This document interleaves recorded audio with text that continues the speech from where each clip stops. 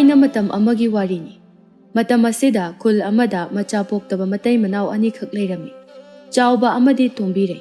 Makhoi anina luhongduna leirakpa asi chahi 5 heli. Adubu matam adu phawbada makhoi anigi mamita macha amata uramde. Masida makhoi anigi mathamoi adu yamna wazarami. Chaubana numit khudingi patta kumduna nga phai.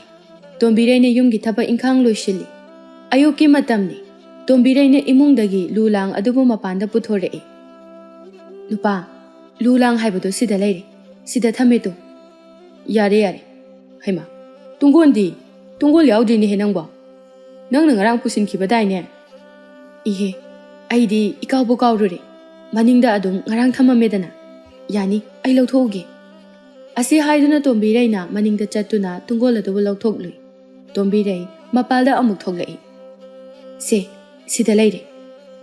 Mapot macai su surabanina ne. Ai amuk chatlage ko. Tombirei fazana leiram. Ado kharangana hanbirakpa yabra yengbi.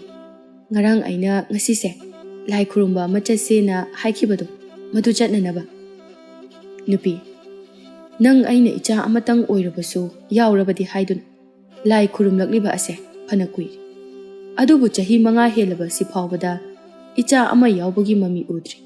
Makhatana lai khurumbagi kanaba leigadaba mandreda. Adumnaga haibikinuda lai lei haibase khangliba natro. Tan janaruba amada laibok phaba oijasan. Masi natrabadi aikhoibu kanada icha ama yauhanbiyu haiduna haizarugadawribano. Nangi wado kona khanarasi. Haujik ase nga phabagi thabaknaga yamna kanbane. Horen numidangda oina khanarasi ko. Ai chale. Asumna hairamduna chauba thongal thokre. Tombiraina mapuroibabu yengduna machinda solhawi. Masu macha amata yaudaba sida tasingna mathamoi ase nungaitrabarane. Lai sisu aikhoi anigi cha amata bibide. Asumna sum laikhrabadi hayeng tungda aikhoi anidi yamna wahauranida. Tombirai su imungda changduna yumgi thabak loisilli. Somdana pat adudani. Pat asigi wangmada khul mayam amatari. Khul sing asida leiba miyoi singna pat asida kumduna nga phane. Aduga makhoigi punsibu hingnanaba hotnai. Chauba fumdi amada hi thaujilli. Fumdi mapal aduda hi adu khamduna.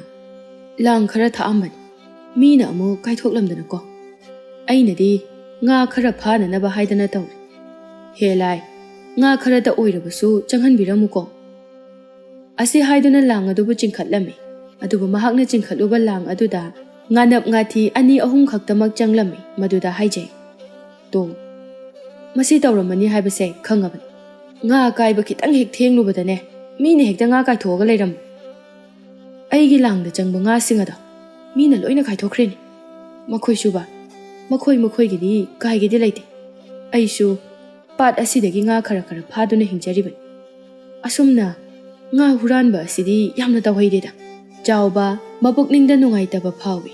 Adubu nungaite haiduna kari tawrugani. Hare aina puraiba luse si hekta thumjilamlagi. Hayengdi ayuk ngana chattaba yaroidawi. Asi haiduna lu adubu thumjilami. Tanja aduda lekaigi nupa tonjausu chaubuna leiriba maikai adom numda hi hunjilaklami. Tonjauna chaubabu yengduna. Ho itaw! Nangbu nga kayam pharabage? Chaubasu makhol khara haurapna khummi. Aigidi itaw mina loi kaithomeda amatabu phadre. Haima aina ngasai pata kumlakpada asomkhulgi thembungdo somdagi hi hontorakpa uki. Mahaknabu malida. Mahak oini. Mamangdasu nga huralambagi wathok laikhrabani. Hanjin hairaba phawbada ikaiba khangdeni. Aigi toina nga mangliba asisu mana soidana oiramgani. Mana tana kana oini. Sese ayuk ngana ne pat asida mahakti adom kumlabani. Chawkhraba pat ase sinma thungna chattuna nga huralibani. Ma aigi khutane siba soidrabani nong. Ho adudi ne ai somo haidokhrage. Asomda nga kaigadaba wali. Hoi. Asumna hairamduna tonjau mafam amada haidokre chawbana. Sida sum leiraga khoidau sawgatnabanida. Yumda oina kakrageda ai. Chawba hi hondorakle. Hi thangfa madu yauraduna hi adu mafam chana khamdamli. Mahak mayum tamna amuk lai lambidani. Tombi sanana chawbubu kawi. ꯆꯥꯎꯕ ꯉꯥ ꯐꯥꯔꯨꯔꯤꯕ꯭ꯔꯣ? ꯏꯅꯦ ꯉꯥ ꯐꯥꯕ ꯀꯨꯝꯂꯨꯕꯅꯦ ꯑꯗꯨꯕꯨ ꯉꯥꯗꯤ ꯑꯃꯠꯇ ꯐꯥꯔꯛꯇ꯭ꯔꯤ꯫ ꯀꯔꯤꯅꯣꯅꯦ ꯑꯁꯨꯛ ꯆꯥꯎꯕ ꯄꯥꯠ ꯑꯁꯤꯗ ꯉꯥꯒ ꯑꯃꯠꯇ ꯂꯩꯇ꯭ꯔꯕ꯭ꯔꯅꯦꯍꯦ? ꯉꯥꯒꯤ ꯋꯥꯗꯤ ꯄꯩꯉꯩꯅꯤꯗ ꯂꯩꯔꯤꯕ ꯍꯨꯔꯥꯟꯕ ꯈꯔ ꯂꯩꯕ ꯑꯗꯨꯗꯅꯦ ꯂꯨ ꯂꯥꯡꯗ ꯉꯥꯒ ꯀꯨꯏꯅ ꯑꯃꯠꯇ ꯂꯩꯕ ꯉꯝꯕ ꯖꯥꯠ ꯅꯠꯇꯦꯗ꯫ ꯑꯗꯨꯕꯨꯗꯤ ꯆꯨꯝꯃꯤꯅꯦꯍꯦ ꯑꯌꯨꯛ ꯅꯣꯡꯉꯥꯟꯗ꯭ꯔꯤꯉꯩꯗꯒꯤ ꯍꯧꯅ ꯄꯥꯠ ꯑꯁꯤꯗ ꯃꯤ ꯀꯨꯝꯅꯔꯤ꯫ ꯐꯔꯦ ꯐꯔꯦ ꯁꯤꯅ ꯋꯥ ꯑꯃ ꯑꯣꯏꯈ꯭ꯔꯦ꯫ ꯅꯈꯣꯏ ꯑꯅꯤꯕꯨ ꯀꯝꯗꯧꯔꯤꯕꯒꯦ? ꯏꯅꯦ ꯑꯩꯈꯣꯏ ꯑꯅꯤꯕꯨ ꯍꯥꯏꯕꯕꯨ ꯇꯣꯝꯕꯤꯔꯩꯒ ꯅꯪꯒꯒꯤ ꯋꯥꯅꯤꯗ꯫ ꯍꯧꯖꯤꯛ ꯐꯥꯎꯕ ꯅꯆꯥ ꯑꯃꯠꯇ ꯌꯥꯎꯗꯦ ꯍꯥꯏꯔꯤꯕꯁꯤꯕꯨ ꯀꯝꯗꯧꯕꯅꯣ ꯃꯤ? ꯈꯪꯗꯦꯗ ꯏꯅꯦ ꯁꯨꯃꯥꯏꯅ ꯁꯨꯝ ꯂꯩꯔꯤꯕꯁꯤꯅꯤ꯫ ꯅꯠꯇꯦ ꯅꯈꯣꯏꯕꯨ ꯂꯥꯏ ꯇꯤꯟꯒ ꯑꯃꯠꯇ ꯈꯨꯔꯨꯝꯗ꯭ꯔꯕ꯭ꯔꯣ? ꯃꯥꯏꯕ ꯃꯥꯏꯕꯤ ꯀꯥꯏꯗꯨ ꯈꯔ ꯌꯦꯡꯉꯨꯅꯦꯍꯦ꯫ ꯏꯅꯦ ꯐꯅ ꯌꯦꯡꯂꯕꯅꯤꯗ ꯑꯗꯨꯕꯨ ꯑꯣꯏꯕ ꯑꯝꯇ ꯌꯥꯗꯦ꯫ ꯃꯣꯔꯣꯛ ꯄꯨꯝꯅ ꯌꯣꯠꯂꯣꯅ ꯌꯣꯠꯂꯕꯅꯤ ꯆꯐꯨ ꯐꯥꯎꯕ ꯍꯨꯔꯥꯜꯂꯤꯕꯅꯤ ꯑꯗꯨꯕꯨ ꯀꯔꯤꯝꯇ ꯍꯦꯛ ꯀꯥꯟꯅꯗꯦ꯫ ꯍꯣꯏꯅꯦ ꯅꯈꯣꯏ ꯑꯅꯤ ꯌꯥꯝ ꯋꯥꯔꯝꯂꯅꯤꯀꯣ꯫ ꯑꯗꯨꯕꯨꯅꯦ ꯆꯥꯎꯕ ꯂꯥꯏ ꯈꯨꯔꯨꯝꯕꯗꯤ ꯂꯦꯞꯀꯅꯨ꯫ ꯃꯄꯨ ꯃꯍꯥꯛꯅ ꯆꯥꯟꯕꯤꯔꯕꯗꯤ ꯁꯣꯏꯗꯅ ꯅꯆꯥ ꯑꯃ ꯐꯪꯖꯒꯅꯤ꯫ ꯍꯣꯏ ꯍꯣꯏ ꯏꯅꯦ꯫ ꯑꯁꯨꯝꯅ ꯃꯈꯣꯏ ꯑꯅꯤ ꯋꯥꯔꯤ ꯁꯥꯟꯅꯗꯨꯅ ꯂꯝꯕꯤ ꯑꯗꯨꯗ ꯆꯠꯂꯤ꯫ ꯅꯨꯃꯤꯗꯥꯡꯒꯤ ꯃꯇꯝꯅꯤ ꯈꯔꯗꯤ ꯊꯦꯡꯖꯤꯜꯂꯛꯂꯤ꯫ ꯆꯥꯎꯕ ꯑꯃꯗꯤ ꯇꯣꯝꯕꯤꯔꯩ ꯃꯈꯣꯏ ꯑꯅꯤꯗꯤ ꯇꯨꯝꯗ꯭ꯔꯤ꯫ ꯇꯨꯝꯕ ꯌꯥꯗꯗꯨꯅ ꯂꯩꯔꯤ꯫ ꯁꯣꯝꯗꯅ ꯁꯣꯔꯣꯛ ꯂꯝꯕꯤ ꯑꯗꯨꯗꯅꯤ ꯕꯨꯠ ꯅꯨꯄꯥ ꯑꯃꯈꯛ ꯃꯊꯟꯇ ꯐꯟ ꯐꯟ ꯆꯣꯡꯗꯨꯅ ꯆꯠꯂꯤ꯫ ꯑꯩꯕꯨ ꯉꯁꯤꯕꯨ ꯀꯅꯥꯒꯤ ꯏꯃꯨꯡꯗ ꯆꯪꯁꯤꯒꯦ? ꯑꯉꯥꯡ ꯂꯩꯕ ꯏꯃꯨꯡꯗ ꯆꯪꯒꯦ꯫ ꯑꯩꯗꯤ ꯑꯉꯥꯡꯁꯤꯡꯁꯦ ꯌꯥꯝꯅ ꯄꯥꯝꯃꯤ꯫ ꯕꯨꯠ ꯑꯩꯅ ꯑꯉꯥꯡ ꯃꯆꯥꯒꯤ ꯃꯊ꯭ꯋꯥꯏ ꯑꯗꯨꯕꯨ ꯂꯧꯒꯗꯧꯔꯤꯕꯅꯤ꯫ ꯑꯁꯨꯝꯅ ꯈꯟꯗꯨꯅ ꯕꯨꯠ ꯅꯨꯄꯥ ꯑꯗꯨꯅ ꯃꯃꯤꯠ ꯑꯗꯨꯅ ꯀꯣꯏꯌꯦꯡ ꯌꯦꯡꯗꯨꯅ ꯀꯔꯝꯕ ꯏꯃꯨꯡꯗ ꯆꯪꯁꯤꯒꯦ ꯍꯥꯏꯅ ꯈꯜꯂꯝꯃꯤ꯫ ꯑꯁꯨꯝ ꯂꯥꯛꯄ ꯑꯁꯤꯗ ꯆꯥꯎꯕꯒꯤ ꯊꯣꯡꯒꯥꯜ ꯃꯄꯥ ꯑꯗꯨꯗ ꯆꯞ ꯂꯦꯞꯄꯤ꯫ ꯍꯩꯁ ꯃꯁꯤꯒꯤ ꯌꯨꯝꯁꯤꯕꯨ ꯑꯉꯥꯡ ꯂꯩꯕ ꯖꯥꯠꯂꯥ? ꯑꯉꯥꯡ ꯂꯩꯕ ꯃꯥꯜꯂꯤꯗ꯫ ꯃꯨꯔꯨꯝ ꯃꯨꯔꯨꯝ ꯁꯣꯟꯕꯒꯤ ꯃꯈꯣꯜ ꯑꯃꯁꯨ ꯇꯥꯏ꯫ ꯃꯁꯤꯗ ꯑꯉꯥꯡ ꯁꯣꯏꯗꯅ ꯂꯩꯔꯝꯒꯅꯤ꯫ ꯑꯩ ꯁꯤꯗ ꯍꯦꯛꯇ ꯆꯪꯉꯒꯦ꯫ ꯕꯨꯠ ꯅꯨꯄꯥ ꯑꯗꯨ ꯆꯥꯎꯕꯒꯤ ꯃꯌꯨꯝꯗ ꯆꯪꯁꯤꯜꯂꯤ꯫ ꯐꯛꯂꯥꯡ ꯃꯄꯥ ꯑꯗꯨꯗ ꯃꯅꯥꯀꯣꯡ ꯑꯗꯨ ꯅꯞꯁꯤꯟꯗꯨꯅ ꯑꯉꯥꯡ ꯀꯞꯄꯒꯤ ꯃꯈꯣꯜ ꯇꯥꯕ꯭ꯔꯥ ꯍꯥꯏꯅ ꯌꯦꯡꯂꯝꯃꯤ꯫ ꯑꯉꯥꯡ ꯀꯞꯄꯒꯤ ꯃꯈꯣꯜꯗꯤ ꯑꯃꯠꯇꯕꯨ ꯇꯥꯗꯦꯅꯦ ꯇꯧꯔꯤꯁꯦ꯫ ꯑꯉꯥꯡ ꯂꯩꯇ꯭ꯔꯕ ꯖꯥꯠꯂꯥ? ꯑꯁꯨꯝꯅ ꯃꯍꯥꯛꯅ ꯃꯅꯥꯀꯣꯡ ꯅꯞꯁꯤꯟꯗꯨꯅ ꯇꯥꯕ ꯑꯗꯨꯗ ꯃꯤꯅ ꯋꯥꯔꯤ ꯁꯥꯟꯅꯕꯒꯤ ꯈꯣꯟꯖꯦꯜ ꯑꯗꯨꯗ ꯍꯦꯛ ꯇꯥꯔꯝꯃꯤ꯫ ꯀꯅꯥꯅꯣꯃ ꯋꯥ ꯉꯥꯡꯉꯤꯅꯤ꯫ ꯀꯔꯤ ꯍꯥꯏꯅꯔꯤꯖꯥꯠꯅꯣ?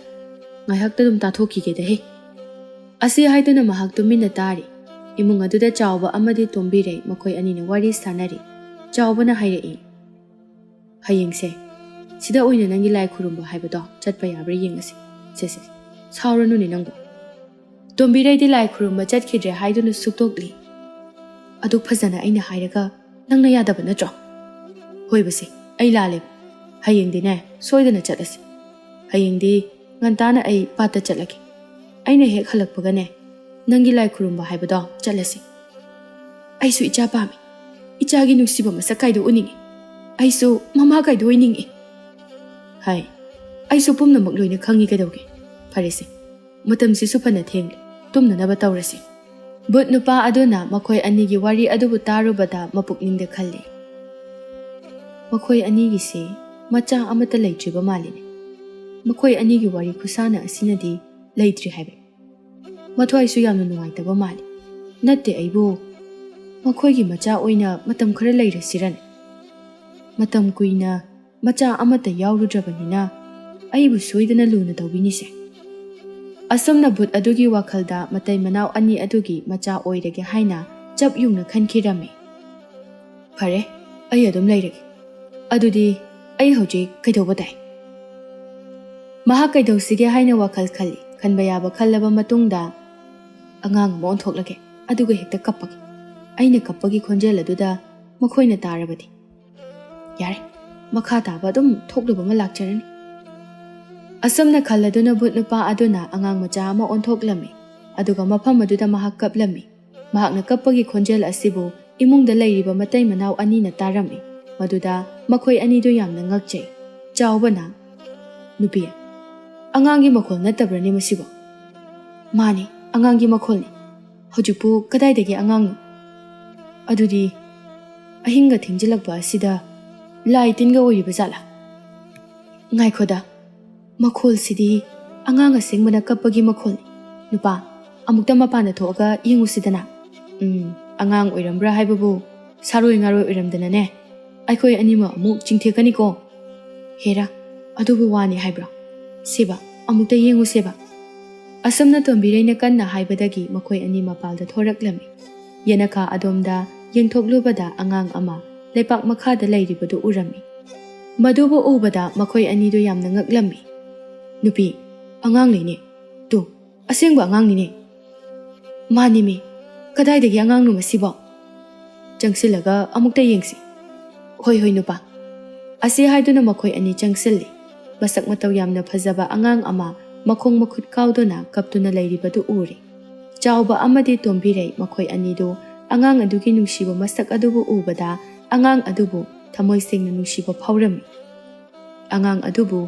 ꯃꯈꯣꯏꯒꯤ ꯑꯣꯏꯅꯤꯡꯂꯝꯃꯤ ꯇꯣꯝꯕꯤꯔꯩꯅ ꯍꯥꯏ ꯑꯉꯥꯡꯁꯦ ꯀꯨꯆꯨꯒ ꯉꯧꯔꯗꯅ ꯀꯌꯥꯗ ꯐꯖꯈ꯭ꯔꯕꯅꯣ ꯌꯦꯡꯉꯨꯅꯤ ꯄꯨꯞ ꯍꯦꯛ ꯂꯥꯎꯔꯗꯅ ꯅꯨꯄꯤ ꯑꯩꯗꯤ ꯑꯉꯥꯡꯁꯦ ꯌꯥꯝꯅ ꯅꯨꯡꯁꯤꯔꯦꯕ ꯅꯠꯇꯦ ꯑꯉꯥꯡ ꯑꯁꯤꯕꯨ ꯃꯐꯝ ꯑꯁꯤꯗ ꯀꯅꯥꯅ ꯊꯅꯝꯂꯤꯕꯖꯥꯠꯅꯣ ꯑꯗꯨꯅꯤꯅꯦ ꯑꯍꯤꯡꯁꯤꯗ ꯀꯅꯥꯅꯅꯣ ꯍꯥꯏꯕꯅꯤꯅꯦ ꯅꯠꯇ꯭ꯔꯒꯅ ꯂꯥꯏꯅꯒ ꯑꯩꯈꯣꯏ ꯑꯅꯤꯒꯤ ꯑꯋꯥꯕ ꯃꯇꯧ ꯑꯁꯤ ꯎꯕꯗ ꯑꯩꯈꯣই ꯑꯅꯤꯒꯤꯗꯃꯛ ꯊꯥꯔꯛꯄ ꯑꯉꯥꯡ ꯑꯣꯏꯔꯤꯕ ꯖꯥꯠꯂꯥ ꯃꯗꯨ ꯑꯣꯏꯔꯝ ꯇꯥꯏ ꯅꯨꯄꯤ ꯃꯗꯨ ꯑꯣꯏꯔꯝꯕ ꯇꯥꯏ ꯊꯥꯏꯅꯒꯤ ꯋꯥꯔꯤꯗꯁꯨ ꯁꯨꯃꯥꯏꯅ ꯑꯉꯥꯡ ꯐꯪꯕꯒꯤ ꯋꯥꯔꯤ ꯃꯌꯥꯝ ꯑꯃ ꯂꯩꯗꯅ ꯀꯥꯟꯅꯗꯦꯁꯦ ꯑꯉꯥꯡꯁꯦ ꯍꯦꯛꯇ ꯄꯝꯈꯠꯂꯒꯦ ꯑꯁꯤ ꯍꯥꯏꯗꯨꯅ ꯇꯣꯝꯕꯤꯔꯩꯅ ꯑꯉꯥꯡ ꯑꯗꯨꯕꯨ ꯄꯝꯈꯠꯂꯝꯃꯤ ꯑꯉꯥꯡ ꯑꯗꯨꯕꯨ ꯅꯨꯡꯁꯤꯅ ꯆꯨꯞꯄꯤꯔꯝꯃꯤ ꯃꯍꯥꯛꯀꯤ ꯃꯊꯃꯣꯏ ꯑꯗꯨꯗꯤ ꯑꯉꯥꯡ ꯑꯗꯨꯗ ꯄꯨꯡꯂꯨꯞ ꯂꯨꯞꯈ꯭ꯔꯦ ꯇꯁꯦꯡꯅ ꯃꯁꯛ ꯃꯁꯥ ꯈꯪꯅꯗ꯭ꯔꯤꯕ ꯑꯉꯥꯡ ꯑꯗꯨꯗ ꯄꯨꯡꯉꯥꯎ ꯉꯥꯎꯕ ꯍꯥꯏꯕꯗꯨ ꯑꯣꯏꯈ꯭ꯔꯦ ꯑꯉꯥꯡ ꯑꯗꯨꯅꯗꯤ ꯃꯕꯨꯛꯅꯤꯡꯗ ꯈꯜꯂꯤ ꯃꯇꯝ ꯀꯨꯏꯅ ꯃꯆꯥ ꯑꯃꯠꯇ ꯌꯥꯎꯗꯅ ꯋꯥꯅ ꯂꯩꯔꯛꯄ ꯑꯁꯤꯗ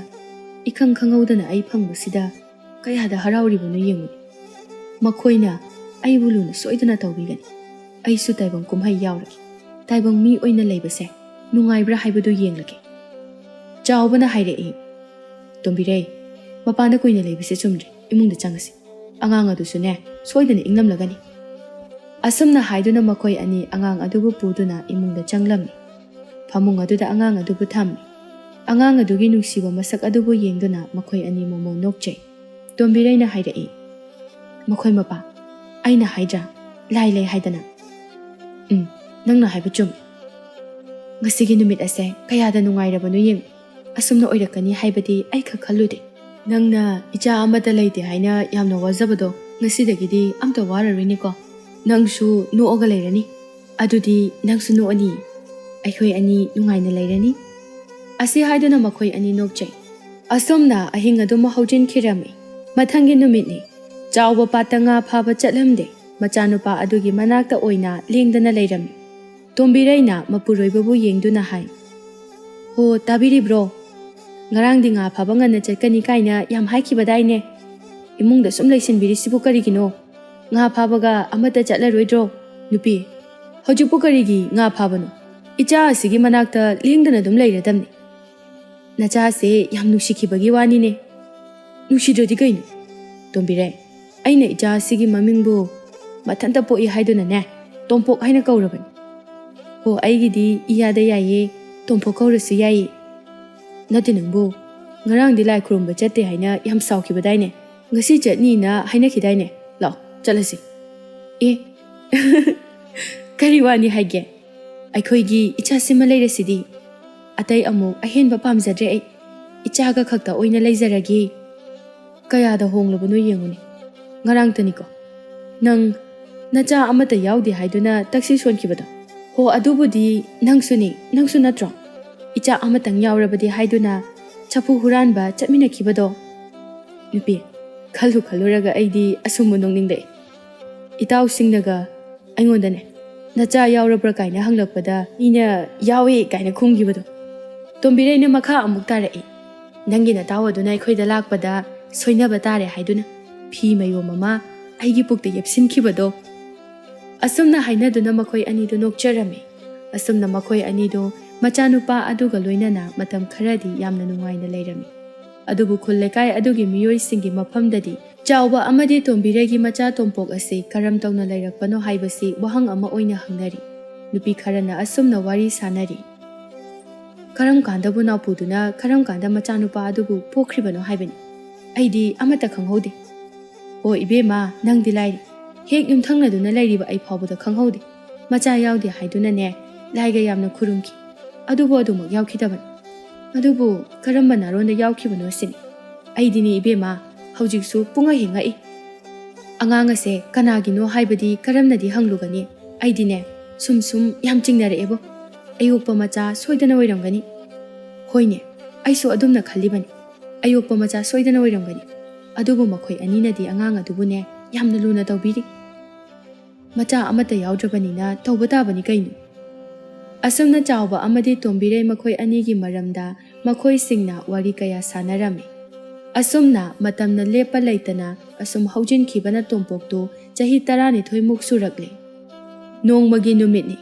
ꯑꯌꯨꯛꯀꯤ ꯃꯇꯝ ꯑꯗꯨꯗ ꯆꯥꯎꯕꯅ ꯄꯥꯠꯇ ꯉꯥ ꯐꯥꯅꯅꯕ ꯆꯠꯅꯅꯕ ꯊꯧꯔꯥꯡ ꯇꯧꯔꯝꯃꯤ ꯇꯣꯝꯕꯤꯔꯩꯁꯨ ꯃꯄꯥꯟꯗ ꯂꯩ ꯆꯥꯎꯕꯅ ꯏꯆꯥꯕꯨ ꯇꯨꯝꯕ ꯍꯧꯒꯠꯈ꯭ꯔꯕꯣ ꯍꯧꯒꯠꯈ꯭ꯔꯦ ꯍꯩ ꯆꯥꯛ ꯉꯟꯅ ꯊꯣꯡꯉꯨ ꯏꯆꯥ ꯃꯕꯨꯛ ꯂꯥꯝꯍꯟꯕ ꯌꯥꯗꯦꯀꯣ ꯍꯣ ꯑꯩꯁꯨ ꯈꯪꯖꯩꯌꯦ ꯏꯆꯥꯒꯤ ꯉꯥꯛꯇꯅꯦ ꯑꯩꯅ ꯍꯣꯠꯅꯔꯤꯕꯁꯦ ꯇꯥꯡꯅ ꯐꯪꯕ ꯏꯆꯥꯅꯤ ꯃꯕꯨꯛꯀ ꯂꯥꯝꯍꯟꯕ ꯌꯥꯄꯣꯠꯇꯦ ꯑꯗꯨꯅꯤꯗꯅ ꯐꯔꯦ ꯑꯗꯨꯗꯤ ꯑꯩ ꯑꯃꯨꯛ ꯆꯠꯂꯒꯦ ꯉꯥ ꯈꯔ ꯌꯥꯝ ꯐꯥꯕ ꯌꯥꯕ꯭ꯔꯥ ꯌꯦꯡꯂꯛꯀꯦ ꯑꯩꯒꯤ ꯏꯆꯥ ꯇꯣꯝꯄꯣꯛꯇꯤ ꯉꯥ ꯂꯧꯔꯒ ꯆꯥꯕꯁꯦ ꯌꯥꯝꯅ ꯄꯥꯝꯖꯕꯅꯤ ꯑꯁꯨꯝꯅ ꯍꯥꯏꯅꯗꯨꯅ ꯆꯠꯀꯦ ꯍꯦꯛ ꯇꯧꯕꯒ ꯏꯃꯨꯡꯗꯒꯤ ꯇꯣꯝꯄꯣꯛꯇꯨ ꯊꯨꯅ ꯊꯣꯛꯂꯛꯏ ꯃꯄꯥꯕꯨ ꯌꯦꯡꯗꯨꯅ ꯍꯥꯏ ꯕꯥꯕꯥ ꯑꯩꯁꯨ ꯉꯥ ꯐꯥꯕ ꯂꯥꯛꯀꯦ ꯑꯩꯁꯨ ꯄꯥꯠꯇ ꯆꯠꯄ ꯌꯥꯎꯒꯦ ꯃꯁꯤꯗ ꯇꯣꯝꯕꯤꯔꯩꯅ ꯏꯃꯥꯒꯤ ꯏꯕꯨꯡꯉꯣ ꯀꯩꯅꯣ ꯅꯪꯅ ꯍꯥꯏꯔꯤꯗꯨꯕꯣ ꯏꯆꯥꯅ ꯀꯃꯥꯏꯅ ꯄꯥꯠꯇ ꯆꯠꯀꯗꯧꯔꯤꯕꯅꯣ ꯉꯥ ꯄꯥꯏꯔꯒ ꯅꯈꯨꯠꯇꯣ ꯃꯣꯠꯅꯅꯕꯅꯤ ꯁꯦ ꯏꯃꯥꯒꯅꯦ ꯌꯨꯝꯗ ꯑꯗꯨꯝ ꯂꯩꯁꯤ ꯍꯣꯔꯦꯟ ꯅꯪꯒꯤ ꯄꯥꯕꯅ ꯉꯥ ꯐꯥꯔꯛꯄꯗꯣ ꯑꯗꯨ ꯉꯥꯏꯔꯁꯤ ꯌꯥꯔꯣꯏ ꯑꯩꯗꯤ ꯆꯠꯅꯤ ꯍꯥꯏꯔꯤꯁꯤꯅꯤ ꯅꯪꯕꯨ ꯍꯤ ꯇꯣꯡꯕ ꯍꯩꯔꯣꯏ ꯍꯥꯏꯋꯥꯅꯦ ꯍꯣꯔꯦꯟ ꯄꯥꯠꯇ ꯇꯥꯁꯤꯜꯂꯕꯗꯤ ꯀꯝꯗꯧꯒꯅꯤ ꯇꯥꯁꯤꯜꯂꯣꯏ ꯀꯩꯁꯨ ꯑꯩ ꯍꯤ ꯌꯥꯝ ꯇꯣꯡꯅꯤꯡꯉꯦꯕ ꯏꯃꯥꯒꯤ ꯇꯣꯝꯄꯣꯛ ꯅꯪꯕꯨ ꯀꯔꯝꯅ ꯉꯥꯡꯅꯔꯁꯤꯒꯦ ꯆꯥꯎꯕꯅ ꯃꯥꯒꯤ ꯅꯨꯄꯤꯕꯨ ꯌꯦꯡꯗꯨꯅ ꯅꯨꯄꯤ ꯐꯔꯦꯁꯦ ꯏꯆꯥꯅ ꯆꯠꯅꯤꯡꯉꯦ ꯍꯥꯏꯔꯕꯅꯤꯅꯅꯦ ꯉꯁꯤꯇꯪ ꯆꯠꯆꯔꯁꯅꯨ ꯑꯁ ꯃꯗꯨ ꯌꯥꯔꯣꯏꯗ ꯑꯉꯥꯡꯅ ꯍꯥꯏꯔꯤꯈꯩ ꯌꯥꯕꯁꯦ ꯇꯨꯡꯗ ꯐꯕ ꯑꯣꯏꯔꯛꯑꯣꯏꯀꯣ ꯍꯥꯏ ꯅꯣꯡꯃꯇꯪꯅꯤ ꯀꯩꯗꯧꯔꯒꯦ ꯆꯥꯎꯕꯅ ꯃꯆꯥꯅꯨꯄꯥꯕꯨ ꯌꯦꯡꯗꯨꯅ ꯑꯃꯨꯛ ꯍꯥꯏꯔꯛꯏ ꯏꯄꯥꯒꯤ ꯏꯕꯨꯡꯉꯣ ꯂꯥꯛꯑꯣ ꯏꯄꯥꯒ ꯆꯠꯁꯤ ꯋꯥꯐꯝ ꯑꯁꯤꯗ ꯇꯣꯝꯄꯣꯛꯇꯨ ꯌꯥꯝꯅ ꯍꯔꯥꯎꯖꯔꯝꯃꯤ ꯑꯗꯨꯅꯦꯕ ꯄꯥꯕꯅ ꯏꯐ ꯐꯩ ꯑꯗꯨꯕꯨꯅꯦ ꯍꯌꯦꯡꯈꯩꯗꯤ ꯆꯠꯀꯦ ꯍꯥꯏꯅ ꯅꯤꯡꯉꯥꯏ ꯇꯧꯕ ꯌꯥꯔꯣꯏꯀꯣ ꯉꯁꯤ ꯈꯛꯇꯪꯅꯤ ꯍꯣꯏ ꯄꯥꯕ ꯉꯁꯤꯇꯪ ꯆꯠꯀꯦ ꯂꯥꯛꯑꯣ ꯏꯄꯥ ꯄꯥꯝꯕꯤꯔꯒꯦ ꯑꯁꯤ ꯍꯥꯏꯗꯨꯅ ꯆꯥꯎꯕꯅ ꯃꯆꯥꯅꯨꯄꯥ ꯑꯗꯨꯕꯨ ꯄꯝꯈꯠꯂꯤ ꯇꯣꯝꯕꯤꯔꯩꯅ ꯑꯗꯣ ꯃꯈꯣꯏ ꯃꯄꯥ ꯈꯔ ꯉꯟꯅꯗꯤ ꯍꯜꯂꯛꯎꯀꯣ ꯑꯩ ꯏꯊꯟꯇ ꯌꯨꯝꯗ ꯂꯩꯍꯧꯕꯗꯣ ꯅꯨꯡꯉꯥꯏꯇꯦꯕ ꯍꯣꯏ ꯍꯜꯂꯛꯀꯦ ꯅꯆꯥꯅ ꯍꯜꯂꯛꯑꯒ ꯆꯥꯅꯅꯕ ꯆꯥꯛꯀꯗꯣ ꯐꯖꯅ ꯊꯣꯡꯂꯒ ꯂꯣꯏꯁꯤꯜꯂꯝꯃꯨ ꯑꯁꯨꯝꯅ ꯍꯥꯏꯗꯨꯅ ꯆꯥꯎꯕ ꯃꯆꯥꯅꯨꯄꯥ ꯑꯗꯨꯕꯨ ꯄꯝꯈꯠꯇꯨꯅ ꯄꯥꯠ ꯇꯝꯅ ꯆꯠꯂꯝꯃꯤ ꯑꯁꯨꯝ ꯆꯠꯄꯅ ꯄꯥꯠ ꯌꯧꯔꯦ ꯍꯤꯊꯥꯡꯐꯝꯗ ꯈꯥꯝꯕ ꯍꯤ ꯑꯗꯨꯗ ꯃꯈꯣꯏ ꯑꯅꯤ ꯀꯥꯈꯠꯂꯦ ꯇꯣꯝꯄꯣꯛ ꯑꯗꯨꯗ ꯐꯖꯅ ꯐꯝꯃꯨꯀꯣ ꯂꯦꯡꯗꯕꯤꯗ ꯐꯝꯃꯨꯀꯣ ꯇꯥꯒꯅꯤ ꯑꯁꯤ ꯍꯥꯏꯗꯨꯅ ꯃꯍꯥꯛꯅ ꯍꯤ ꯑꯗꯨꯕꯨ ꯍꯣꯟꯗꯣꯔꯛꯏ ꯑꯁꯨꯝ ꯍꯤ ꯑꯗꯨ ꯍꯣꯜꯂꯛꯏ ꯃꯍꯥꯛꯅ ꯂꯨ ꯂꯥꯡ ꯊꯥꯛꯄ ꯃꯐꯝ ꯑꯗꯨ ꯇꯝꯅ ꯍꯤ ꯍꯣꯟꯖꯤꯜꯂꯤ ꯏꯄꯥꯅꯦ ꯉꯥ ꯆꯪꯕ꯭ꯔꯥ ꯌꯦꯡꯒꯦ ꯅꯪꯁꯨ ꯌꯦꯡꯉꯨ ꯆꯥꯎꯕꯅ ꯂꯥꯡ ꯑꯗꯨ ꯆꯤꯡꯈꯠꯇꯨꯅ ꯉꯥ ꯆꯪꯕ꯭ꯔꯥ ꯍꯥꯏꯅ ꯌꯦꯡꯂꯝꯃꯤ ꯃꯗꯨꯗ ꯉꯥ ꯈꯔ ꯆꯪꯂꯝꯃꯤ ꯃꯗꯨ ꯎꯕꯗ ꯇꯣꯝꯄꯣꯛꯅ ꯍꯥꯏꯔꯛꯏ ꯕꯥꯕꯥ ꯉꯥ ꯆꯪꯉꯦ ꯉꯥ 3 ꯆꯪꯉꯦ ꯃꯆꯥꯅ ꯍꯔꯥꯎꯕꯗꯨ ꯎꯔꯒ ꯃꯍꯥꯛꯁꯨ ꯍꯔꯥꯎꯖꯩ ꯑꯁꯨꯝꯅ ꯂꯩꯔꯤꯉꯩ ꯇꯟꯖꯥ ꯑꯁꯤꯗ ꯃꯍꯥꯛꯅ ꯂꯩꯔꯤꯕ ꯃꯐꯝ ꯑꯗꯣꯝꯗ ꯍꯤ ꯑꯃ ꯍꯣꯟꯖꯤꯜꯂꯛꯏ ꯍꯤ ꯑꯗꯨꯗ ꯅꯨꯄꯤ 2 ꯌꯥꯎꯔꯤ ꯁꯈꯤ ꯇꯣꯝꯕꯤ ꯑꯃꯗꯤ ꯃꯆꯥꯅꯨꯄꯤ ꯂꯩꯍꯥꯎꯅꯤ ꯁꯈꯤ ꯇꯣꯝꯕꯤꯅ ꯆꯥꯎꯕꯕꯨ ꯌꯦꯡꯗꯨꯅ ꯍꯥꯏ ꯆꯥꯎꯕ ꯅꯪ ꯊꯦꯡꯅꯕꯁꯦ ꯌꯥꯝ ꯐꯔꯦ ꯑꯩ ꯅꯪꯉꯣꯟꯗꯅꯦ ꯋꯥ ꯑꯃ ꯍꯪꯅꯤꯡꯗꯨꯅ ꯂꯩꯔꯛꯂꯤꯕꯅꯤ ꯍꯪꯒꯦ ꯇꯧꯕꯗꯨꯁꯨꯅꯦ ꯃꯇꯥꯡ ꯑꯃ ꯏꯆꯥ ꯆꯥꯗꯕ ꯀꯔꯤ ꯋꯥꯅꯣ ꯏꯆꯦ ꯍꯦꯛꯇ ꯍꯪꯕꯤꯌꯨ ꯅꯪꯒꯤ ꯅꯆꯥ ꯑꯃ ꯂꯩꯔꯦ ꯍꯥꯏꯅꯔꯤꯕ ꯑꯗꯨꯕꯨ ꯀꯝꯗꯧꯕꯅꯣ ꯏꯆꯦ ꯏꯆꯥ ꯅꯨꯄꯥ ꯑꯃ ꯂꯩꯖꯔꯦ ꯃꯁꯤꯗ ꯂꯩꯔꯤꯕꯁꯤꯅꯤ ꯍꯥ ꯇꯁꯦꯡꯅ ꯆꯨꯝꯂꯕ ꯆꯥꯎꯕ ꯃꯤꯅ ꯑꯩꯉꯣꯟꯗ ꯇꯝꯕ ꯄꯥꯎ ꯑꯗꯨꯗꯗꯤꯅꯦ ꯑꯩꯁꯦ ꯀꯌా ꯊꯥꯖꯔꯨꯗꯕꯅꯤ ꯑꯗꯨꯕꯨ ꯆꯨꯝꯂꯝꯂꯕ ꯏꯆे ꯀꯩꯗꯧꯕ ꯀꯩꯁꯨ ꯅꯠꯇꯦꯗ ꯏꯆꯦꯅ ꯀꯩꯅꯣꯝꯃ ꯁꯨꯝ ꯈꯪꯅꯤꯡꯕ ꯅꯪꯒꯤ ꯅꯆꯥ ꯑꯁꯤꯗꯤ ꯃꯁꯛ ꯀꯌꯥꯝ ꯐꯖꯩ ꯃꯃꯤꯡꯕꯨ ꯀꯔꯤ ꯀꯧꯕꯒꯦ ꯇꯣꯝꯄꯣꯛ ꯀꯧꯏ ꯏꯆꯦ ꯇꯣꯝꯄꯣꯛ ꯍꯥꯏꯕ ꯇꯣꯝꯄꯣꯛꯅ ꯍꯤ ꯑꯗꯨꯗ ꯇꯣꯡꯂꯤꯕ ꯂꯩꯁꯥꯕꯤ ꯂꯩꯍꯥꯎ ꯑꯗꯨꯕꯨ ꯌꯦꯡꯗꯨꯅ ꯃꯄꯨꯛꯅꯤꯡꯗ ꯈꯜꯂꯤ ꯃꯁꯤꯒꯤ ꯅꯨꯄꯤꯁꯦ ꯃꯁꯛ ꯐꯗꯤ ꯐꯖꯩꯍꯦ ꯑꯩꯒ ꯀꯣꯏꯅꯔꯗꯤ ꯌꯥꯝ ꯅꯨꯡꯉꯥꯏꯅꯤꯍꯦ ꯑꯁ ꯑꯩꯒꯤ ꯊꯃꯣꯏꯁꯦ ꯀꯩꯅꯣꯝ ꯇꯧꯔꯤ ꯑꯁꯤ ꯍꯥꯏꯗꯨꯅ ꯃꯃꯤꯠ ꯑꯗꯨꯅ ꯃꯨꯟꯅ ꯌꯦꯡꯂꯤ ꯁꯈꯤ ꯇꯣꯝꯕꯤꯅ ꯋꯥ ꯃꯈꯥ ꯇꯥꯔꯛꯏ ꯏꯕꯨꯡꯉꯣ ꯈꯪꯗꯦꯗ ꯍꯧꯖꯤꯛꯀꯥꯟꯁꯦ ꯀꯔꯝꯕ ꯃꯇꯝꯗ ꯄꯣꯛꯈ꯭ꯔꯤꯕ ꯑꯉꯥꯡꯅꯣꯁꯨ ꯈꯪꯗꯦ ꯃꯊꯥꯏ ꯊꯥꯏꯅ ꯊꯥꯕꯨꯝ 10 ꯄꯨꯔꯒ ꯄꯣꯛꯑꯦ ꯍꯥꯏꯅ ꯍꯥꯏꯅꯩ ꯑꯗꯨꯕꯨ ꯍꯧꯖꯤꯛꯀꯥꯟꯗꯤꯅꯦ ꯅꯨꯃꯤꯠ 10 ꯄꯨꯔꯒ ꯄꯣꯛꯅꯔꯕ꯭ꯔꯥ ꯈꯪꯗꯦ Chauba tumin lei Sakhi Tombina. O adudi phare. Nachaga nga phaja horoko ekhoi somuk chatlage. Asomna hairamduna mama macha anidu hi honduna chatkre. Tompokti laisabi nupi aduda munna adumak yengli. Chaubana machinda sonjai. Ama thingnaba yade. Nacha karam kanda pui. Amana muhang. Ai gyan ga mata tadreda. Tompokna mapada hangi. Baba, asigi nupi masak phajabise maming kari kauge. Asida hi tongkribasiro. Hoi baba, laihau kaubani. Laihau haiba. Onthokna phajareda. Ado baba, ai kanuma haige. Kari haige haibano. Baba, nang yade yauko. Asi nupi se ai yam pam. Baba na aigi yanaba amta hainabiyo ba. Machagi wafam adu tabada. Hey, nang nanganglibudubu karino. Angang matik natana tumilayu ko. Baba, aina aisa asengmani. Asigi nupi se ai yam pameba. Masi lam yam hengadaurida. Namaga aigane. Icha mathantani haiduna. Luna chana tauba sida nang yam nawange ko. Baba, aina haisi nang yaroi hairo. Hey, tumilayu haibanini nangbo. Baba, aida haisin. Asigi nupi se aigi hainadradi pasida chongtharaga sigadabani yeng. Ipagi tompo, nangbu haidini he. Nangase, hujik chahi 12 khaktamak suribani. Nupi koiba kaina haiba ado. Hayeng nangna pakhang pharaba matam aduda koigadabani. Angang ni nupi koiba yadro haise. Angang nabu kanana nupi koinage yade. Nang wayam na ngangadawri. Yumdane yam thuna halaudaba yade. Ado baba, ay asigi nupi se aseng kiti pame. Ado soidana hainabiu ko. Tumina phamuko ipa hi honba haurage. Asumna haiduna chawba hi hondorei. Hithang pham yauraduna hi adu khamle aduga mayum tamna chatlami. Numidangi matamni. Tompokti ningaidana tumkhre. Chawba amadi tombire makhoi anidi tumdri. Chawba na hai. Nupi, ngasai ne. Apata iche Sakhi Tombido thingne. Magi macha nupi lai hawa dusu yauri. Icha tompoksi kanano haina hekta hanglakpugi wani. Makhoi sune, onthokna yengsingkraba poni. Aduga ne tombire. Nacha nupa piktru sina migi macha nupi lai sabido paami nungsi. Aina yananaba hainabiyo ka hairibani ne. Is, masigi angangse kayadano yengune. Lamna heliba. Mapa, angang asida aikoi anina luna tawonbase henmali. Hayeng tungdane phattaba oirakani ko. Adubu karidi upaile. Icha asida khupakna set phawba thabasu ngamde. Mahakki matawdo aikoi anigi thamoisi loina pangtharibani. Icha bu nungsiba ase henmankre. Kanano karino masak khangdaba angang asina. Aikoi anibu pungsum sumkre. Khanghaudaba numit adugi ahing aduda icha ase phangkhibani ko. Tombirei se yam khanjilurano tumnanaba tawrase matam thengkhrani. Asomna hainaduna makhoi ani magi phamungda hipthanakre. Ngayhaki matungdadi makhoi ani tumthakre. Matam asida tompoktu makeup thorakle. Makeup hek thorakpaga phuk hawgali aduga mathanta asomna haijai. Aidi ikawbu kawredana. Imaga ipaga makhoi ani na tumikanda nupi lumba chatke haina tawbani. Matamse ahing oiramlagani bo. Ase haiduna akoibaduda haifet yengi. Mama mapa ani na isisi na tumlibadu ure. Madubu uraduna haijai. Babaga imaga se tumkrene. Matang chap chare. Ayuk nungthildadi aina chatke haibada makoina khak chathalawai. Aduna numidang asida chatpa taban. Phanadum phare. Tanja si phanglingaida hekta chathaurage.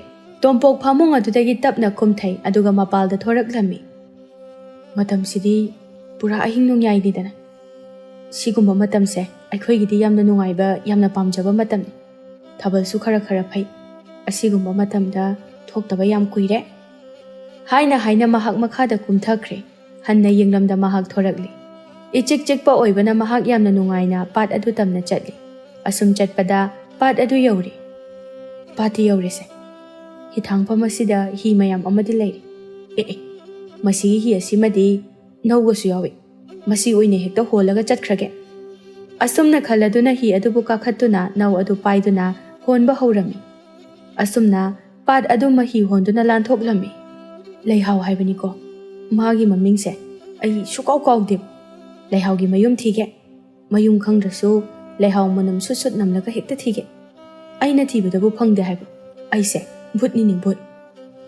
ꯇꯣꯝꯄꯣꯛꯅ ꯈꯨꯜ ꯂꯩꯀꯥꯏ ꯑꯗꯨꯗ ꯆꯪꯗꯨꯅ ꯃꯁꯛ ꯃꯇꯧ ꯐꯖꯕꯤ ꯂꯩꯍꯥꯎꯒꯤ ꯃꯌꯨꯝꯕꯨ ꯊꯤꯕ ꯍꯧꯔꯝꯃꯤ꯫ ꯀꯣꯟꯊꯣꯡ ꯃꯄꯥꯗ ꯂꯦꯞꯇꯨꯅ ꯃꯅꯝ ꯁꯨꯠ ꯅꯝꯃꯤ ꯑꯗꯨꯒ ꯍꯥꯏ, ꯁꯤꯗꯗꯤ ꯅꯠꯇꯦ, ꯁꯤꯒꯤ ꯃꯅꯝꯁꯤꯗꯤ ꯁꯟꯊꯤ ꯃꯅꯝ, ꯃꯊꯪꯒꯤꯁꯤꯗ ꯑꯃꯨꯛ ꯌꯦꯡꯉꯒꯦ꯫ ꯑꯁꯤ ꯍꯥꯏꯗꯨꯅ ꯃꯊꯪꯒꯤ ꯊꯣꯡꯒꯥꯜ ꯑꯗꯨꯗ ꯂꯦꯞꯇꯨꯅ ꯃꯅꯝ ꯑꯃꯨꯛ ꯅꯝꯗꯨꯅ ꯌꯦꯡꯉꯤ꯫ ꯁꯤꯁꯨ ꯅꯠꯇꯦꯅꯦ, ꯑꯣꯟꯊꯣꯛꯅ ꯅꯝꯊꯤꯕ ꯃꯅꯝ ꯑꯃꯕꯨ ꯅꯝꯃꯤꯁꯤꯗꯤ, ꯌꯥꯝ ꯀꯨꯏꯅꯒ ꯂꯩꯍꯩꯕꯖꯥꯠ ꯅꯠꯇꯦꯗ꯫ ꯑꯁꯨꯝꯅ ꯇꯣꯝꯄꯣꯛꯅ ꯊꯣꯡꯒꯥꯜ ꯈꯨꯗꯤꯡꯗ ꯂꯦꯞꯇꯨꯅ ꯂꯩꯍꯥꯎꯒꯤ ꯃꯅꯝ ꯅꯝꯗꯨꯅ ꯊꯤꯔꯝꯃꯤ꯫ ꯀꯣꯟꯅꯊꯪꯗ ꯌꯨꯝ ꯑꯃꯈꯛ ꯃꯍꯥꯛꯅ ꯐꯪꯂꯝꯃꯤ꯫ ꯃꯥꯅꯤ, ꯃꯁꯤꯒꯤ ꯃꯅꯝꯁꯤ ꯂꯩꯍꯥꯎꯒꯤꯅꯤ꯫ ꯑꯍꯤꯡꯗ ꯂꯤꯔꯤ ꯂꯤꯔꯤ ꯁꯤꯠꯄ ꯃꯥꯂꯪꯕꯅ ꯍꯨꯝꯗꯨꯅ ꯄꯨꯔꯛꯄ ꯂꯩꯍꯥꯎꯒꯤ ꯃꯅꯝꯅꯤ꯫ ꯌꯨꯝꯁꯦ ꯁꯒꯦꯟꯕꯤ ꯂꯩꯍꯥꯎꯒꯤ ꯌꯨꯝ ꯁꯣꯏꯗꯅ ꯑꯣꯏꯒꯅꯤ꯫ ꯑꯩ ꯍꯦꯛꯇ ꯆꯪꯂꯨꯔꯒꯦ꯫ ꯇꯣꯝꯄꯣꯛꯅ ꯂꯩꯍꯥꯎꯕꯨ ꯂꯨꯝꯕ ꯃꯈꯣꯏꯒꯤ ꯌꯨꯝꯗ ꯆꯪꯂꯛꯂꯝꯃꯤ꯫ ꯁꯨꯃꯥꯡ ꯑꯗꯨꯗ ꯂꯦꯞꯇꯨꯅ ꯑꯩꯕꯨ ꯍꯦꯛꯇ ꯃꯥꯕꯨ ꯀꯧꯔꯁꯤꯔꯅꯦ? ꯑꯍꯤꯡꯁꯤꯗ ꯑꯩꯕꯨ ꯃꯈꯣꯏꯒꯤ ꯃꯃꯤꯠꯇꯗꯤ ꯑꯩꯁꯦ ꯑꯉꯥꯡ ꯃꯆꯥ ꯑꯃ ꯑꯣꯏꯅ ꯎꯒꯗꯧꯔꯤꯕꯅꯤ꯫ ꯑꯩ ꯎꯕꯗ ꯈꯪꯄ꯭ꯔꯦꯛ ꯑꯃꯨꯛ ꯈꯪꯈꯤꯗ꯫ ꯍꯣꯏꯗ, ꯀꯧꯔꯔꯣꯏꯒꯦ꯫ ꯃꯈꯣꯏꯒꯤ ꯌꯨꯝ ꯏꯪꯈꯣꯜ ꯁ꯭ꯋꯥꯏꯁꯤꯗ ꯉꯥꯏꯍꯥꯛ ꯂꯩꯔꯒꯦ꯫ ꯍꯌꯦꯡꯂ ꯍꯪꯆꯤꯠꯂ ꯅꯨꯡꯊꯤꯜꯗ ꯑꯗꯨꯝ ꯂꯥꯛꯑꯒꯦ, ꯃꯗꯨꯗ ꯑꯣꯏꯅ ꯐꯖꯅ ꯋꯥꯔꯤ ꯁꯥꯟꯅꯅꯕ꯫ ꯇꯣꯝꯄꯣꯛꯅ ꯂꯩꯍꯥꯎ ꯈꯣꯏꯒꯤ ꯌꯨꯝ ꯑꯀꯣꯏꯕ ꯑꯗꯨꯗ ꯀꯣꯏꯆꯠ ꯆꯠꯇꯨꯅ ꯂꯩꯔꯤ꯫ ꯃꯍꯥꯛꯀꯤ ꯋꯥꯈꯜꯗꯤ ꯂꯩꯁꯥꯕꯤ ꯂꯩꯍꯥꯎ ꯑꯗꯨꯕꯨ ꯂꯨꯝꯕ ꯂꯥꯛꯂꯤꯕꯅꯤ ꯍꯥꯏꯅ ꯈꯟꯖꯔꯝꯃꯤ꯫ ꯑꯁꯨꯝꯅ ꯅꯨꯡꯉꯥꯏꯕ ꯋꯥꯈꯜ ꯑꯗꯨꯗ ꯇꯥꯎꯔꯤꯉꯩ ꯃꯇꯝ ꯑꯗꯨ ꯍꯧꯖꯤꯟꯈꯤꯕ ꯈꯪꯍꯧꯗꯦ꯫ ꯃꯇꯝ ꯑꯗꯨ ꯅꯣꯡ ꯉꯥꯜꯂꯛꯂꯤ꯫ ꯇꯣꯝꯄꯣꯛꯅ ꯃꯊꯟꯇ ꯍꯥꯏꯖꯩ, ꯅꯣꯡꯃꯨ ꯉꯥꯜꯂꯛꯑꯦꯅꯦ ꯁꯤꯗꯤ, ꯀꯃꯥꯏꯅ ꯇꯧꯅꯤ ꯑꯩꯗꯤ? ꯑꯍꯤꯡꯗ ꯅꯨꯄꯤ ꯂꯣꯝꯕ ꯆꯠꯄ꯭ꯔꯥ ꯍꯥꯏꯕꯕꯨ ꯅꯣꯡ ꯉꯥꯟꯈꯤꯕꯒ ꯑꯃꯠꯇ ꯈꯪꯍꯧꯗ꯭ꯔꯦ, ꯀꯝꯗꯧꯅꯤ ꯁꯤꯗꯤ? ꯌꯨꯝꯗ ꯏꯃꯥꯒ ꯏꯄꯥꯒꯅ ꯈꯪꯂꯝꯂꯗꯤ ꯑꯩꯕꯨ ꯀꯣꯏꯊꯤ ꯊꯤꯅꯔꯝꯃꯅꯤꯅꯦ꯫ ꯑꯩ ꯊꯨꯅ ꯆꯪꯈꯤꯗꯕ ꯌꯥꯗꯦ꯫ ꯃꯍꯥꯛ ꯌꯥꯝꯅ ꯊꯨꯅ ꯃꯐꯝ ꯑꯗꯨꯗꯒꯤ ꯊꯣꯔꯛꯂꯤ꯫ ꯄꯥꯠ ꯃꯄꯥꯜꯗ ꯈꯥꯝꯂꯝꯕ ꯍꯤ ꯑꯗꯨ ꯑꯃꯨꯛ ꯊꯨꯅ ꯌꯥꯡꯅ ꯍꯣꯜꯂꯝꯃꯤ꯫ ꯍꯤ ꯑꯗꯨꯅ ꯍꯣꯟꯕ ꯃꯌꯥꯏ ꯌꯧꯔꯛꯄꯗ ꯍꯩꯕꯣꯏ ꯍꯩꯇꯕꯣꯏ ꯇꯧꯗꯨꯅ ꯍꯤ ꯍꯣꯟꯕ ꯑꯣꯏꯕꯅ ꯍꯤ ꯑꯗꯨ ꯏꯁꯤꯡꯗ ꯂꯨꯞꯂꯝꯃꯤ꯫ ꯇꯣꯝꯄꯣꯛꯅ ꯃꯈꯣꯜ ꯊꯣꯛꯅ ꯀꯣꯏꯔꯥꯎ ꯂꯥꯎꯏ꯫ ꯑꯗꯨꯕꯨ ꯃꯐꯝ ꯑꯗꯨꯗ ꯀꯅꯥ ꯑꯃꯠꯇ ꯂꯩꯈꯤꯗꯕꯅ ꯃꯍꯥꯛ ꯏꯔꯥꯛꯅꯗꯨꯅ ꯁꯤꯔꯤ꯫ ꯇꯣꯝꯄꯣꯛꯀꯤ ꯑꯁꯤꯕ ꯍꯛꯆꯥꯡ ꯑꯗꯨꯅ ꯏꯁꯤꯡ ꯃꯊꯛ ꯑꯗꯨꯗ ꯇꯥꯎꯗꯨꯅ ꯂꯩꯔꯤ꯫ ꯁꯣꯝꯗꯅ ꯑꯌꯨꯛꯀꯤ ꯑꯉꯟꯕ ꯃꯇꯝ ꯑꯗꯨꯗ ꯆꯥꯎꯕꯗꯤ ꯉꯟꯇꯥ ꯍꯧꯒꯠꯇꯨꯅ ꯄꯥꯠꯇ ꯂꯨ ꯂꯥꯡ ꯀꯥꯏꯕ ꯆꯠꯂꯝꯃꯤ꯫ ꯈꯔ ꯉꯟꯅ ꯍꯦꯛ ꯆꯠꯈꯤꯕ ꯍꯥꯏꯕꯗꯨꯅꯤ, ꯃꯃꯥ ꯃꯆꯥꯒ ꯑꯃꯠꯇ ꯍꯧꯗꯣꯛꯂꯝꯗ꯭ꯔꯦ꯫ ꯍꯤꯊꯥꯡꯐꯝꯗꯒꯤ ꯍꯤ ꯑꯃ ꯍꯣꯟꯗꯨꯅ ꯃꯍꯥꯛꯅ ꯂꯨ ꯂꯥꯡ ꯊꯨꯝꯕ ꯃꯐꯝ ꯑꯗꯨꯗ ꯆꯠꯂꯝꯃꯤ꯫ ꯃꯇꯝ ꯑꯗꯨꯗ ꯏꯁꯤꯡ ꯏꯃꯥꯏꯗ ꯑꯉꯥꯡ ꯑꯃꯅ ꯇꯥꯎꯗꯨꯅ ꯂꯩꯔꯤꯕꯗꯨ ꯃꯍꯥꯛꯅ ꯍꯦꯛ ꯎꯔꯝꯃꯤ꯫ ꯑꯁꯤꯗ ꯇꯥꯎꯔꯤꯕ ꯑꯁꯤꯕꯨ ꯑꯉꯥꯡꯒꯤ ꯍꯛꯆꯥꯡ ꯅꯠꯇꯕ꯭ꯔꯅꯦ? ꯃꯥꯅꯤꯗ, ꯀꯅꯥ ꯑꯣꯏꯔꯕꯖꯥꯠꯅꯣ ꯏꯁꯤꯡ ꯏꯃꯥꯏ ꯑꯁꯤꯗ? ꯑꯉꯛꯄ ꯑꯃꯒ ꯂꯣꯏꯅꯅ ꯍꯤ ꯑꯗꯨ ꯍꯣꯟꯖꯤꯜꯂꯤ꯫ ꯇꯥꯎꯗꯨꯅ ꯂꯩꯔꯤꯕ ꯑꯉꯥꯡ ꯑꯗꯨꯕꯨ ꯀꯅꯥꯅꯣ ꯍꯥꯏꯅ ꯌꯦꯡꯂꯨꯕ ꯃꯇꯝꯗꯗꯤ ꯃꯍꯥꯛꯀꯤ ꯃꯆꯥ ꯇꯣꯝꯄꯣꯛ ꯑꯣꯏꯗꯨꯅ ꯂꯩꯔꯝꯂꯤ꯫ ꯆꯥꯎꯕ ꯃꯃꯤꯠꯇꯒꯤ ꯃꯄꯤ ꯁꯤꯟꯊꯗꯨꯅ ꯀꯞꯂꯛꯂꯤ꯫ ꯏꯄꯥꯒꯤ ꯇꯣꯝꯄꯣꯛ, ꯀꯔꯤꯅꯣ ꯅꯪꯅ ꯇꯧꯔꯝꯂꯤꯕ ꯃꯇꯧ ꯑꯁꯤꯕꯨ? ꯏꯁꯤꯡ ꯏꯃꯥꯏ ꯑꯁꯤꯗ ꯅꯪꯕꯨ ꯃꯇꯧ ꯀꯔꯝꯅꯅꯣ? ꯏꯄꯥꯗꯤ ꯃꯥꯡꯖꯔꯦꯗꯀꯣ꯫ ꯇꯥꯎꯗꯨꯅ ꯂꯩꯔꯤꯕ ꯃꯆꯥꯒꯤ ꯑꯁꯤꯕ ꯍꯛꯆꯥꯡ ꯑꯗꯨꯕꯨ ꯂꯧꯈꯠꯇꯨꯅ ꯍꯤꯔꯨꯕꯥꯛꯇ ꯊꯝꯃꯤ꯫ ꯃꯍꯥꯛ ꯌꯥꯝꯅ ꯀꯞꯄꯤ꯫ ꯀꯞꯅ ꯀꯞꯅ ꯍꯤ ꯑꯗꯨ ꯍꯤꯊꯥꯡꯐꯝ ꯇꯝꯅ ꯍꯣꯟꯗꯣꯔꯛꯏ꯫ ꯁꯣꯝꯗꯅ ꯇꯣꯝꯕꯤꯔꯩꯅ ꯇꯨꯝꯕ ꯍꯧꯒꯠꯂꯛꯄꯗ ꯃꯆꯥꯗꯨ ꯂꯩꯔꯝꯗ꯭ꯔꯦ꯫ ꯃꯗꯨꯗ ꯃꯍꯥꯛ ꯁ꯭ꯋꯥꯏ ꯂꯥꯎꯈꯤꯔꯝꯃꯤ, ꯑꯩꯒꯤ ꯏꯆꯥ ꯇꯣꯝꯄꯣꯛꯇꯤ? ꯑꯩꯒꯤ ꯏꯆꯥ ꯀꯗꯥꯏ ꯆꯠꯈ꯭ꯔꯦ? ꯃꯄꯥꯜꯗ ꯊꯣꯛꯇꯨꯅ ꯃꯆꯥꯕꯨ ꯀꯧꯏ꯫ ꯏꯃꯥꯒꯤ ꯏꯕꯨꯡꯉꯣ, ꯏꯃꯥꯒꯤ ꯇꯣꯝꯄꯣꯛ, ꯅꯪꯕꯨ ꯀꯗꯥꯏꯗ ꯂꯩꯒꯦ? ꯏꯃꯥꯒꯤ ꯇꯣꯝꯄꯣꯛ! ꯑꯗꯨꯕꯨ ꯀꯅꯥ ꯑꯃꯠꯇꯅ ꯈꯨꯝꯂꯛꯇ꯭ꯔꯦ꯫ ꯃꯗꯨꯗ ꯃꯍꯥꯛꯀꯤ ꯃꯊꯃꯣꯏ ꯑꯗꯨꯗꯤ ꯍꯦꯟꯅ ꯋꯥꯖꯔꯝꯃꯤ꯫ ꯑꯃꯨꯛꯁꯨ ꯑꯁꯨꯝꯅ ꯈꯜꯂꯛꯏ, ꯏꯄꯨꯔꯣꯏꯕꯗꯨꯅ ꯄꯥꯠ ꯆꯠꯄꯗ ꯄꯨꯈ꯭ꯔꯕ ꯖꯥꯠꯂꯥ? ꯑꯩꯉꯣꯟꯗꯗꯤ ꯀꯔꯤꯃꯇ ꯍꯥꯏꯔꯝꯗꯦꯅ? ꯇꯁꯦꯡꯅ ꯄꯨꯗꯨꯅ ꯆꯠꯈꯤꯕ ꯑꯣꯏꯔꯝꯂꯕꯗꯤ ꯃꯐꯩ꯫ ꯑꯩꯗꯤ ꯇꯁꯦꯡꯅ ꯊꯃꯣꯏꯁꯦ ꯌꯥꯝ ꯋꯥꯔꯦꯗ꯫ ꯇꯣꯝꯕꯤꯔꯩ ꯇꯧꯐꯝ ꯈꯪꯗ ꯃꯄꯨꯛꯅꯤꯡ ꯑꯗꯨ ꯂꯥꯡꯇꯛꯅꯅ ꯃꯥꯡꯒꯣꯜꯒꯤ ꯗꯥꯔꯤ ꯑꯗꯨꯗ ꯐꯝꯗꯨꯅ ꯂꯩꯔꯤ꯫ ꯃꯤꯀꯨꯞ ꯑꯃꯒꯤ ꯃꯇꯨꯡꯗ ꯆꯥꯎꯕꯅ ꯃꯆꯥꯒꯤ ꯑꯁꯤꯕ ꯍꯛꯆꯥꯡ ꯑꯗꯨꯕꯨ ꯃꯈꯨꯠ ꯑꯅꯤꯅ ꯊꯥꯡꯗꯨꯅ ꯊꯣꯡꯒꯥꯜꯗ ꯆꯪꯂꯛꯏ꯫ ꯇꯣꯝꯕꯤꯔꯩ ꯃꯄꯨꯔꯣꯏꯕꯅ ꯆꯪꯂꯛꯂꯤꯕ ꯑꯗꯨ ꯎꯔꯦ꯫ ꯃꯆꯥꯅꯨꯄꯥꯕꯨ ꯄꯝꯗꯨꯅ ꯄꯨꯔꯛꯂꯤꯕ ꯑꯗꯨꯗ ꯆꯦꯟꯁꯤꯜꯂꯤ ꯑꯗꯨꯒ ꯍꯥꯏ, ꯑꯩꯒꯤ ꯏꯆꯥꯁꯤ ꯀꯩꯗꯧꯔꯦ? ꯁꯦ ꯑꯝꯇ ꯍꯥꯏꯌꯨ, ꯃꯈꯣꯏ ꯄꯥꯕꯨꯡ, ꯁꯦ ꯑꯝꯇ ꯍꯥꯏꯌꯨ, ꯑꯩꯒꯤ ꯏꯆꯥꯁꯦ ꯀꯩꯗꯧꯔꯒꯦ? ꯆꯥꯎꯕꯗꯨ ꯍꯦꯟꯅ ꯗꯨꯝ ꯀꯞꯊꯣꯔꯛꯂꯤ꯫ ꯃꯄꯨꯔꯣꯏꯕꯒꯤ ꯃꯇꯧ ꯑꯗꯨꯗ ꯇꯣꯝꯕꯤꯔꯩꯗꯤ ꯍꯦꯟꯅ ꯂꯥꯡꯇꯛꯅꯕ ꯍꯥꯏꯕꯗꯨ ꯑꯣꯏꯔꯔꯤ꯫ ꯀꯔꯤꯒꯤꯅꯣ ꯅꯪꯅ ꯀꯞꯂꯤꯕꯗꯨ? ꯀꯩꯒꯤꯅꯣ? ꯀꯩꯒꯤꯅꯣ? ꯑꯩꯒꯤ ꯏꯆꯥꯁꯤꯅ ꯏꯁꯤꯡꯅ ꯄꯨꯛꯆꯣꯠ ꯆꯣꯠꯇꯨꯅ ꯏꯁꯤꯁꯤꯅ ꯇꯨꯝꯂꯤꯕꯁꯦ ꯀꯩꯒꯤꯅꯣ? ꯑꯝꯇ ꯍꯥꯏꯌꯨ, ꯁꯦ ꯑꯝꯇ ꯍꯥꯏꯌꯨ! ꯆꯥꯎꯕꯅ ꯀꯞꯅ ꯀꯞꯅ ꯍꯥꯏꯔꯛꯏ, ꯇꯣꯝꯕꯤꯔꯩ, ꯑꯩꯕꯨ ꯀꯔꯤ ꯍꯥꯏꯅ ꯍꯥꯏꯔꯁꯤꯒꯦ? ꯑꯩꯅ ꯑꯌꯨꯛ ꯉꯟꯅ ꯄꯥꯠꯇ ꯈꯨꯝꯕꯗ ꯏꯆꯥꯒꯤ ꯊꯋꯥꯏ ꯌꯥꯎꯗ꯭ꯔꯕ ꯍꯛꯆꯥꯡ ꯑꯁꯤꯅ ꯏꯁꯤꯡ ꯏꯃꯥꯏꯗ ꯇꯥꯎꯗꯨꯅ ꯂꯩꯔꯝꯂꯤ꯫ ꯃꯄꯨꯔꯣꯏꯕꯒꯤ ꯋꯥꯐꯝ ꯑꯁꯤꯗ ꯇꯣꯝꯕꯤꯔꯩ ꯃꯥꯒꯤ ꯃꯊꯃꯣꯏ ꯑꯗꯨ ꯈꯪꯄ꯭ꯔꯦꯛ ꯈꯪꯏ꯫ ꯀꯔꯤ ꯍꯥꯏꯕ? ꯑꯩꯒꯤ ꯏꯆꯥꯒꯤ ꯊꯋꯥꯏ ꯌꯥꯎꯗ꯭ꯔꯕ ꯍꯛꯆꯥꯡ ꯍꯥꯏꯕ ꯃꯗꯨ ꯌꯥꯔꯣꯏꯌꯦ ꯃꯈꯣꯏ ꯄꯥꯕꯨꯡ ꯃꯗꯨꯈꯛ ꯌꯥꯔꯣꯏꯌꯦ ꯇꯣꯝꯕꯤꯔꯩ ꯃꯤꯠꯂꯨꯗꯒꯤ ꯄꯤꯔꯥꯡ ꯀꯌꯥ ꯁꯤꯟꯊꯗꯨꯅ ꯃꯆꯥꯕꯨ ꯀꯧꯗꯨꯅ ꯑꯣꯟꯅ ꯊꯣꯏꯅ ꯀꯞꯂꯤ꯫ ꯑꯁꯨꯝꯅ ꯚꯨꯠ ꯑꯗꯨꯅ ꯇꯥꯏꯕꯪ ꯃꯤ ꯃꯔꯛꯇ ꯂꯩꯕꯒꯤ ꯆꯩꯔꯥꯛ ꯑꯃ ꯑꯣꯏꯅ ꯃꯍꯥꯛꯄꯨ ꯏꯁꯤꯡ ꯃꯅꯨꯡꯗ ꯏꯔꯥꯛꯅꯗꯨꯅ ꯁꯤꯍꯟꯈꯤꯔꯝꯃꯤ꯫